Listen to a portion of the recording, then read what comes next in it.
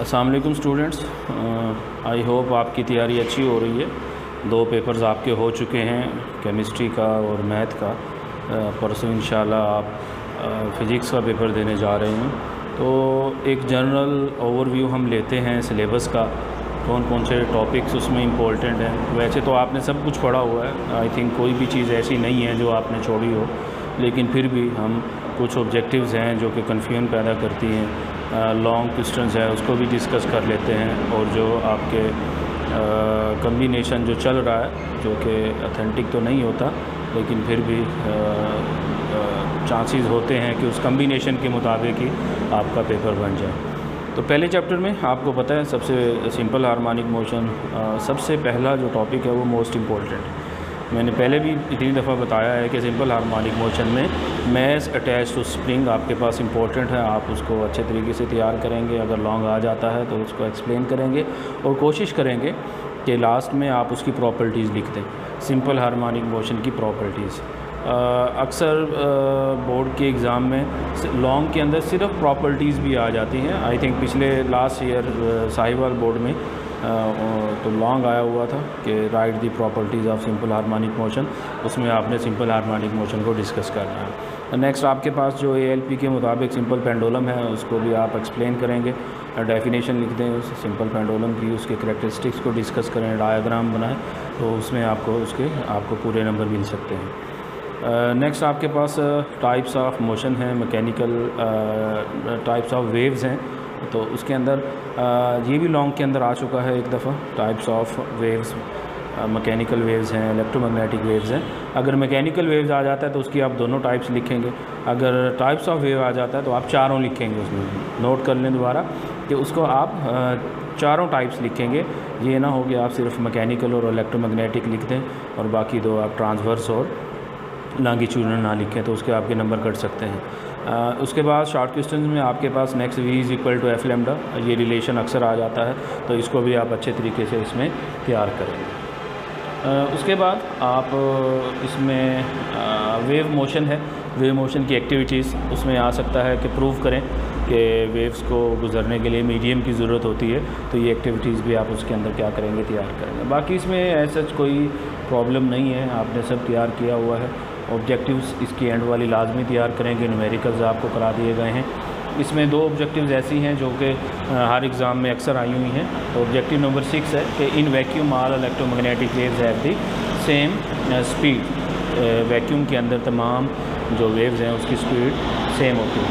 और ऑब्जेक्टिव 8 है जो कि अक्सर आ चुकी है कि which of the following characteristics of wave is independent of others. ये कौन सी प्रॉपर्टी दूसरी प्रॉपर्टीज़ पे डिपेंड नहीं करती, तो V is equal to F lambda. तो इसमें स्पीड भी आ गई, फ्रीक्वेंसी भी आ गई, लैम्डा भी आ गया, लेकिन सिर्फ और सिर्फ एम्पलीट्यूड नहीं आया। तो हम कहेंगे कि एम्पलीट्यूड डिपेंड नहीं करता, बाकी सब डिपेंडेंट है। तो राइट आंसर इसका ऑप्शन नंबर C होगा जो कि एम्पलीट्यूड है।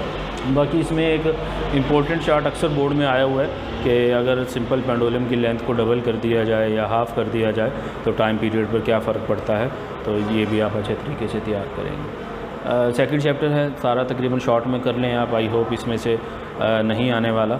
अगर सपोज़ दैट कोई आता भी है तो इसमें इंटेंसिटी वाला आप लॉन्ग में तैयार कर लें, इंटेंसिटी ऑफ साउंड हो गया, और दूसरा इसमें जो करैक्टरिस्टिक्स ऑफ साउंड है, लाउडनेस हो गया, पिच हो गया, इनको आप तैयार कर लें तो ये भी आपका इंशाल्लाह कवर हो जाएगा। इसकी भी एंड वाली ऑब्जेक्टिव्स आप तैयार कर लें, बिल्कुल आसान सी हैं। ये जो इंटेंसिटी लेवल हैं, इंटेंसिटी ऑफ साउंड्स हैं, सायरन की, ट्रेन की, ये टेबल जो है ये मुकम्मल तैयार करें। इसमें इंपॉर्टेंट चार्ट एक ही है, 1-2 हैं। पिच वाला आ जाता है इसमें से, इसके अलावा इसमें ऑडिबल फ्रीक्वेंसी रेंज आ जाती है। आप अक्सर हमेशा गलती करते हैं कि इसको डिफ़ाइन तो कर देते हैं लेकिन रेंज नहीं लिखते, तो आपने ये गलती नहीं करनी, उसमें रेंज को भी डिफ़ाइन करना है। इसके न्यूमेरिकल करेंगे। न्यूमेरिकल का मतलब ये होता है कि ये कहीं पे भी नहीं लिखा हुआ कि इसमें से न्यूमेरिकल नहीं आएगा। हाँ, लॉन्ग में नहीं आएगा लेकिन शॉर्ट में आ सकता है, ठीक है। अनारकली बाज़ार वाला जो न्यूमेरिकल है वो शॉर्ट में 1-2 दफ़ा आ चुका है, तो आपने न्यूमेरिकल इसको गो थ्रू सब करना है, कोई चीज़ छोड़नी नहीं है। नेक्स्ट 12 चैप्टर है, उसमें से ज़्यादातर चांसेस हैं कि आपके पास न्यूमेरिकल आ जाए। आई होप कि उसमें से न्यूमेरिकल आएगा, और अगर लॉन्ग आया उसमें तो वो क्या होगा जी, वो भी मैं आपको बता देता हूँ। टोटल इंटरनल रिफ्लेक्शन हो गया, उसमें रिफ्रैक्शन ऑफ लाइट हो गया, ये आ गया। छोटी छोटी डेफिनेशन इसमें से आ सकती हैं, जो कि principal axis centre of curvature हो गया, प्रिंसिपल फोकस हो गया, फोकल लेंथ हो गई, ये चीज़ें इसमें से आ सकती हैं। ऑब्जेक्टिव के अंदर आप साइन कन्वेंशन याद रखेंगे, मिरर के लिए भी और लेंस के लिए भी, ये चीज़ें इसमें तैयार करेंगे आप। रिफ्रैक्शन ऑफ लाइट के अंदर, रिफ्रैक्शन ऑफ लाइट जी, तो मैं बात कर रहा था रिफ्रैक्शन की। रिफ्रैक्शन में आप लॉज ऑफ रिफ्रैक्शन भी लिखेंगे, और इसके जो डेफिनेशन है रिफ्रैक्टिव इंडेक्स की, ये भी इसके अंदर आपने कंप्लीट करनी है। उसके बाद इसमें नेक्स्ट डायग्राम है रिफ्रैक्शन वाली, रिफ्रैक्शन थ्रू प्रिज्म, वो इम्पोर्टेंट है, उसको आप कर लेंगे। न्यूमेरिकल्स इसके देख लेंगे, बाकी इसमें ऐसी कोई प्रॉब्लम नहीं है, ऐसा मुश्किल क्वेश्चन कोई नहीं है जो कि आपको ना आता हो। साइन कन्वेंशन मैं पहले बता चुका हूँ। जो आपका कम्बिनेशन है, कम्बिनेशन में चैप्टर नंबर 12 का न्यूमेरिकल है, तो आई होप ये न्यूमेरिकल ही आएगा, और 10-11 में से कोई भी लॉन्ग आ सकता है। ज़्यादा चांसेस चैप्टर नंबर 10 में से हैं लॉन्ग के, चैप्टर नंबर 11 में से नहीं है, लेकिन आपने 10 और 11 दोनों आपने तैयार कर। उसके बाद चैप्टर नंबर 13 है। चैप्टर नंबर 13 में भी आपके पास न्यूमेरिकल है, 10, 11 और 13 का कम्बिनेशन है। तो चैप्टर नंबर 13 में से न्यूमेरिकल है, वो आप तैयार करेंगे, लेकिन उसमें आपने थ्योरी भी तैयार करनी है। चैप्टर नंबर 13 में मैं आपको इम्पोर्टेंट बता सकता हूँ, कॉलम्स लॉ मोस्ट इम्पोर्टेंट है, इसमें आप कॉलम लॉ तैयार करेंगे। बाकी डेफिनेशन हैं सारी, कैपेसिटर्स एंड कैपेसिटेंस है, और कम्बिनेशन ऑफ कैपेसिटर, ये इंपॉर्टेंट है, इसको आपने अच्छे तरीके से तैयार करना है। इसके न्यूमेरिकल्स में ऐसा कोई प्रॉब्लम नहीं है, इसके ऑब्जेक्टिव में भी कोई प्रॉब्लम नहीं है जो कि ना आती हो आपको, और उसके अंदर कोई प्रॉब्लम। इसमें से छोटे छोटे शॉर्ट्स हैं, कैपेसिटेंस की डेफिनेशंस आ जाती है, properties of parallel combination of capacitors, ये लिख सकते हैं कि इसमें वोल्टेज आपका सेम रहता है पैरेलल कम्बिनेशन। इसकी ऑब्जेक्टिव है जी, ऑब्जेक्टिव यूजेस ऑफ कैपेसिटर का एक शॉर्ट क्वेश्चन छोटा सा है, उसको भी आप तैयार करेंगे कि कहाँ कहाँ पे कैपेसिटर को इस्तेमाल किया जा सकता है। इसकी ऑब्जेक्टिव हैं, इसमें कोई ऐसी कन्फ्यूजन वाली ऑब्जेक्टिव नहीं है जो कि आपको ना आती हो, आसान सी हैं, आप इजीली इसको कर सकते हैं। नेक्स्ट आपका चैप्टर नंबर 14 है। चैप्टर नंबर 14 का कम्बिनेशन 18 के साथ है, यानी 10, 11 और 13 का कम्बिनेशन है, 14 एंड 18 का। अब प्रॉब्लम ये है कि कम्बिनेशन चेंज हो सकता है। चेंज होने का मतलब ये है कि अगर फॉर एग्जांपल चैप्टर नंबर 18 में थ्योरी है आपके पास और उसके न्यूमेरिकल्स भी हैं, तो ये पॉसिबल है कि चैप्टर नंबर 14 में से थ्योरी आ जाए और 18 में से न्यूमेरिकल आ जाए। चैप्टर नंबर 18 के आई थिंक 4 न्यूमेरिकल्स हैं ALP के मुताबिक, तो आप वो न्यूमेरिकल्स 18 के भी लाजमी करेंगे, लॉन्ग भी तैयार करेंगे, 18 के न्यूमेरिकल भी तैयार करेंगे। इसी तरह चैप्टर नंबर 14 के भी आप लॉन्ग भी तैयार करेंगे और उसके न्यूमेरिकल्स भी करेंगे, क्योंकि चेंज हो सकता है, A और B दोनों में से कुछ भी हो सकता है। चैप्टर नंबर 14 में जो इम्पोर्टेंट लॉन्ग है वो भी आपके पास कम्बिनेशन ऑफ रजिस्टर्स है, बहुत इंपॉर्टेंट है, बोर्ड के एग्ज़ाम में अक्सर आ चुका है, उसको आप देखेंगे जी। छोटी छोटी डेफिनेशंस हैं, करंट को कैसे मेजर किया जा सकता है, एम मीटर क्या है, ये देखेंगे। पोटेंशियल डिफरेंस की डेफिनेशन है इसमें, EMF है, मेजरमेंट ऑफ EMF हो गया। Ohm's law is the most important. Ohm's law की डेफिनेशन स्टेटमेंट आप तैयार करेंगे। इसके अलावा आप लिमिटेशंस इसकी हैं, बोर्ड के एग्ज़ाम में अक्सर आ चुका है कि ओहम्स लॉ के लिमिटेशंस बयान करें। यूनिट ऑफ रेजिस्टेंस को डिफ़ाइन कर लें, रेजिस्टेंस की जो यूनिट है उसको भी आप अच्छे तरीके से तैयार करेंगे। कंडक्टर्स एंड इंसुलेटर्स हैं, थोड़ा सा इसका भी आइडिया ले लेंगे। प्रॉपर्टीज़ ऑफ पैरेलल कम्बिनेशन या एडवांटेज ऑफ पैरेलल कम्बिनेशन, कि इसमें वोल्टेज सेम रहता है हर डिवाइस के अंदर और आप हर डिवाइस को इंडिविजुअली क्लोज़ कर सकते हैं, तो ये इसमें आपने तैयार करना है। जॉल्स लॉ भी इम्पोर्टेंट है, इसमें अक्सर बोर्ड के एग्ज़ाम में आ चुका है।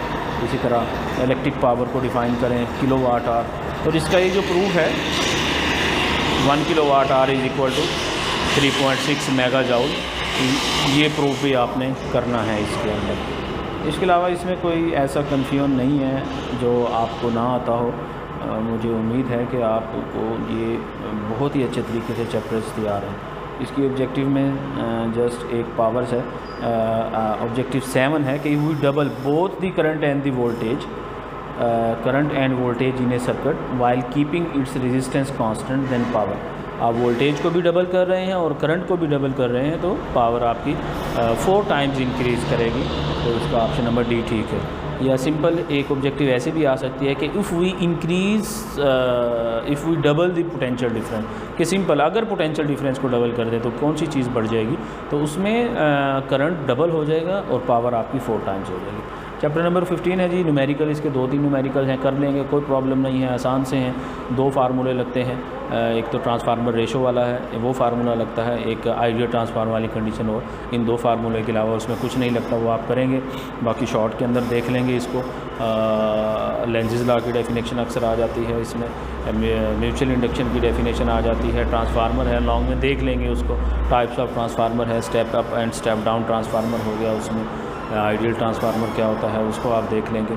इसके अलावा राइट हैंड रूल है इसके अंदर इम्पोर्टेंट है, सोलिनॉइड की मैग्नेटिक फील्ड कैसे मालूम की जाती है वो इसके अंदर आप देख लेंगे। एक शॉर्ट क्वेश्चन अक्सर आता है कि हाउ इंक्रीज़ एन ईएमएफ को कैसे इंक्रीज़ किया जाता है, तो वो 2-3 मेथड आप भी उसके अंदर करेंगे। न्यूमेरिकल कर लेंगे, इसकी ऑब्जेक्टिव एंड वाली लाजमी करेंगे। मुझे उम्मीद है कि इस दफ़ा तकरीबन सब ऑब्जेक्टिव एंड में से आएंगी, क्योंकि जो पिछले सिनेरियो चल रहा है लास्ट पेपर्स का वो यही चल रहा है। चैप्टर नंबर 16 पे मूव करते हैं हम जी। तो आसान सा है आपके लिए, उसमें बेसिक इलेक्ट्रॉनिक्स हैं, गेट्स आप उसमें तैयार करें, गेट्स आ सकते हैं। टेबल 18 का जो कम्बिनेशन है वो 14 के साथ है, 16 का कम्बिनेशन 12 के साथ है। 15 + 16 थ्योरी, 15 और 16 में से थ्योरी आ सकती है, न्यूमेरिकल भी आ सकता है, दोनों तैयार करेंगे। 16 की न्यूमेरिकल नहीं है, 15 के आप तैयार करेंगे, और 12 का कम्बिनेशन है, 12 में से न्यूमेरिकल। इसमें बेटा आपने आई थिंक आपके एनालॉग और डिजिटल इलेक्ट्रॉनिक्स हैं, इसको देख लेंगे। लॉन्ग में भी रावलपिंडी बोर्ड में एक दफ़ा आ चुका है, लाहौर बोर्ड में भी एक दफ़ा आ चुका है, इसको देख लेंगे। बाकी बेसिक ऑपरेशंस को देखेंगे, इसमें ज़्यादा टॉपिक्स नहीं हैं। ट्रूथ टेबल्स देखेंगे, सर्किट डायग्राम देखेंगे, और इसकी जो फिगर है वो भी आप तैयार करेंगे। इसमें हाउस सेफ्टी अलार्म है, छोटा सा टॉपिक है लेकिन अक्सर आ जाता है। आप इसमें गलती क्या करते हैं, डायग्राम नहीं बनाते, और डायग्राम में आप अक्सर गलती कर जाते हैं, तो इसकी डायग्राम अच्छे तरीके से तैयार करेंगे ताकि 1 नंबर आपको उसका मिल सके। न्यूमेरिकल्स इसके नहीं हैं, ऑब्जेक्टिव आसान है, वो कर लेंगे। शॉर्ट क्वेश्चंस भी आसान हैं, इसमें कर लेंगे। चैप्टर नंबर 17 है, कम्बिनेशन के मुताबिक इसमें से शॉर्ट आना है और ऑब्जेक्टिव आना है। इसके टॉपिक भी छोटे से हैं, तो इसमें आप जो टॉपिक्स हैं, आई थिंक इसमें क्या टॉपिक्स हैं जी, चैप्टर नंबर 17 में आपके पास ICT की डेफिनेशंस हैं, components of computer based information system है, मुकम्मल तैयार कर लें इसको। आपको हर चीज़ पीपल वगैरह, ये डाटा हो गया, ये सारी डेफिनेशन इसमें तैयार कर लें। Transmission of light through optical fibre है, वो तैयार कर लें। इंटरनेट है, इंटरनेट की सर्विसेज हैं, ब्राउज़र्स हैं, इलेक्ट्रॉनिक मेल हैं, छोटे छोटे शॉर्ट क्वेश्चन हैं, ईजी हैं। ईमेल के फ़वाइद क्या हैं, एडवांटेज क्या हैं, इंटरनेट के एडवांटेजेस क्या हैं, ये सब उसमें आप तैयार करेंगे। इसके भी न्यूमेरिकल्स नहीं हैं, आपकी किस्मत अच्छी है। चैप्टर नंबर 18 पे मूव करते हैं। मोस्ट इंपॉर्टेंट है मेरे लिहाज से, ये मोस्ट इंपॉर्टेंट है, और इसमें से जो लास्ट न्यूमेरिकल है आपका, आई होप वो आएगा, ज़रूर आएगा, मुझे लगता है, मुझे उम्मीद है कि वो आप तैयार करेंगे। वैसे तो इसमें से न्यूमेरिकल आएगा, ज़्यादातर जो चांसेस हैं वो न्यूमेरिकल के हैं, लेकिन सपोज़ कि अगर इसमें से लॉन्ग आ जाता है तो लॉन्ग आप कैसे तैयार करेंगे जी। लॉन्ग इसमें जो बनते हैं आपके शॉर्ट सिलेबस के मुताबिक,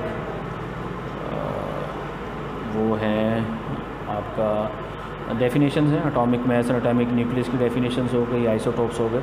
अब बच्चों ने एक क्वेश्चन किया था कि एक बीटा पार्टिकल जब इजेक्ट होता है तो उसके एटॉमिक मास में क्या चेंज आता है, तो आपको बता दूं बेसिकली बीटा पार्टिकल्स के निकलने से एटॉमिक नंबर में कोई चेंज नहीं आता, एटॉमिक मास में, क्योंकि बेसिकली एक न्यूट्रॉन ऐड हो जाता है तो एटॉमिक मास में 1 का इजाफा हो जाता है, एटॉमिक नंबर सेम रहता है। लेकिन जब अल्फ़ा पार्टिकल निकलता है तो इसके एटॉमिक नंबर में 2 की कमी आती है और एटॉमिक मास में 4 की कमी हो जाती है।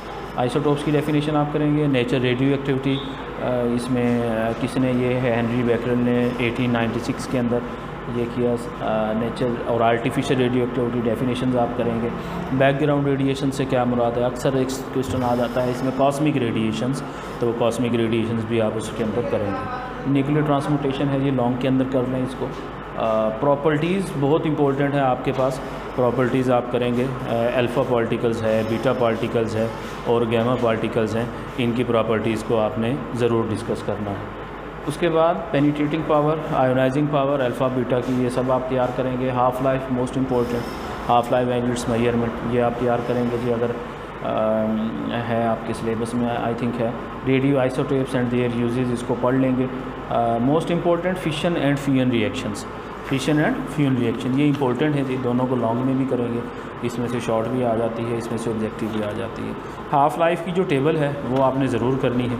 टेबल्स अक्सर आ जाती हैं कि हाफ़ लाइफ क्या है, मुख्तलिफ़ जो एलिमेंट्स हैं उनकी हाफ़ लाइफ आपसे पूछी जा सकती है। इसके न्यूमेरिकल्स में आ जाए, ऑब्जेक्टिव करेंगे। अच्छा, एक इसके ये छोटा सा लास्ट टॉपिक है, आई थिंक ये आपके शामिल है उसमें, हैज़र्ड्स ऑफ रेडिएशंस, ये आप तैयार ज़रूर करेंगे। हैज़र्ड्स ऑफ रेडिएशंस के, इसके हैज़र्ड्स, रेडिएशन के हैज़र्ड्स क्या हैं, इसको भी आपने अच्छे तरीके से तैयार करना है।